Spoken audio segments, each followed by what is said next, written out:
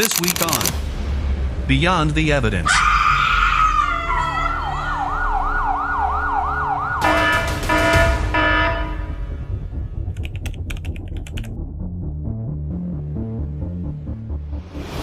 At 22 minutes to 8 on the evening of Wednesday the 5th of May, 1999, Debbie Griggs made an ordinary phone call.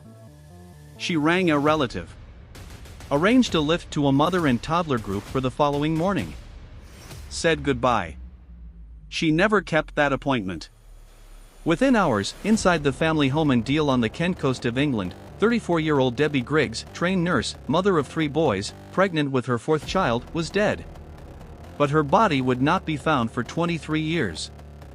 And the man who knew exactly where she was spent every one of those years sitting across from police, from courts, from his own grieving sons, and lying. Not once. Not twice. Consistently. Calmly. For over 2 decades. He almost got away with it. Subscribe to Beyond the Evidence right now, because this case is not just about what happened on that May evening. It is about what one man was willing to do to the people who loved Debbie most in order to stay free. And you need to hear every layer of it. There was no body. That is the first thing you need to understand about why this case took 23 years to close. No physical evidence of a crime. No crime scene. No forensic trail. Just a missing woman and a husband with a story. Andrew Griggs told police that Debbie had walked out. Abandoned her children. Left her pregnancy behind. Walked away from everything without a word and never came back. It was, on its surface, almost believable. Almost. Because Andrew had spent years building the version of Debbie that would make that story land. He had spent the entire marriage constructing it. Debbie was not an unstable woman. She was a trained nurse, a profession that demands clinical precision and genuine human attention simultaneously. She was organized, present, and clear-eyed about her own life. But her husband had a weapon. Years earlier, Debbie had experienced postnatal depression after the births of her older children. She had handled it responsibly, sought help, taken medication, come off that medication with medical guidance. By 1999 she was not, as the court would later find, clinically unwell.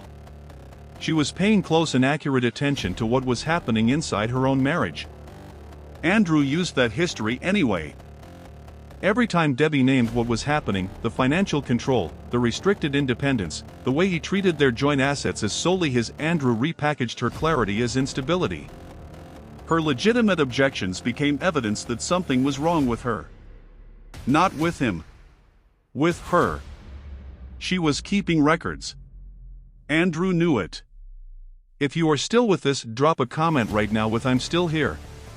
Because what investigators uncovered about the months leading up to that May evening explains everything. And it changes the entire shape of this case. By 1999, 2 separate pressures were closing in on Andrew Griggs. The first was a relationship he was conducting outside the marriage. Not a secret that could stay secret much longer. The second was money. A separation or a divorce pursued by a woman who had been quietly building a documented record of financial control would cost him in ways he had not fully calculated when he married her. And Andrew Griggs was not a man who accepted outcomes he had not chosen. Those closest to him would later describe someone who managed information carefully, who decided, alone, what other people were entitled to know about his own life. Before the marriage, he had gone through a serious financial collapse and required mental health support. Debbie discovered this after the wedding. Not before. That was who she had married. A man who controlled the narrative. And now the narrative needed to change completely. Here is what happened after Debbie disappeared. Andrew reported her missing. He told police she had walked out on her children, her pregnancy, and her entire life. He was calm in every interview. Consistent in every detail. He performed grief without producing evidence of it. Police investigated. Found nothing that contradicted him. His own sons, the 3 boys Debbie had devoted herself to, grew up believing their mother had chosen to leave them. For years, that version held. But Debbie's family never accepted it. Not once. Not for a single day across 23 years. Her parents, her siblings, the people who knew what kind of mother and person she was, kept pushing. Kept asking questions the official investigation had stopped asking. Kept her name alive in the way that only people who genuinely knew her could. Then came the evidence nobody expected. This is where Beyond the Evidence goes further than any surface coverage of this case, because what broke it open was not one dramatic discovery. It was the accumulation of pressure, a cold case review, a legal change that made prosecution possible without a body, and a family that had simply refused to stop. The law in England and Wales allows prosecution for murder without a body, but it requires the evidential threshold to be met through other means. Through testimony. Through financial records. Through the documented pattern of a marriage that one person had been quietly recording and the other had been quietly weaponizing. Debbie had built the record herself. It survived her. In 2022, 23 years after that ordinary phone call, Andrew Griggs stood before a jury. They had the financial motive. They had the documented control. They had the relationship he had been concealing.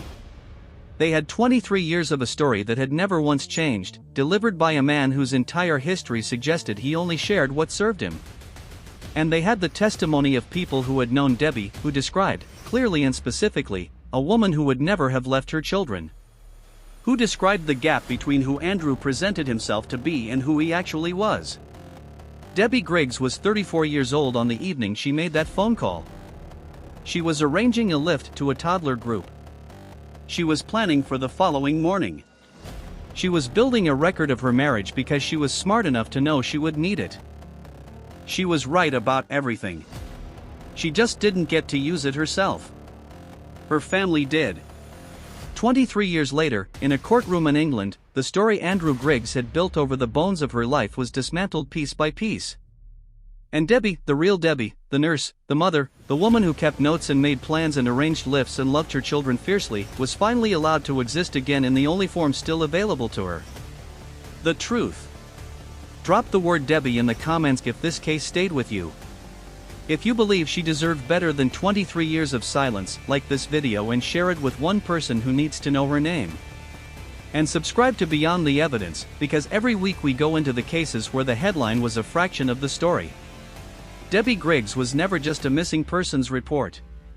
She was a woman whose husband spent 23 years trying to make the world forget that this channel exists to make sure people like her are never reduced to one line.